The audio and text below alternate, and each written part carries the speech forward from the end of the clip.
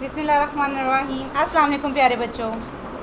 आज हमने ये की पढ़ाई करनी है। ये क्या है? ये योयो, ये यखनी, ये योयो, ये यखनी।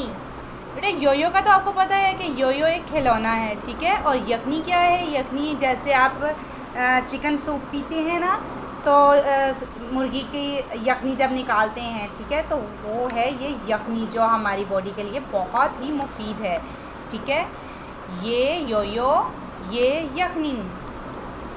ये देखें, ये बच्चा योयो से खेल रहा है, ठीक है। ये योयो और ये बच्चे यहाँ पर यखनी पी रहे हैं। यखनी का फर्स्ट साउंड क्या है? ये, ठीक है। ये की आधी शक्ल है और यहाँ पर ये की आधी शक्ल ये है, ठीक है। ये यखनी, ये योयो। योयो का फर्स्ट साउंड क्या है? योयो का फर्स्ट साउंड ये है, ठीक है।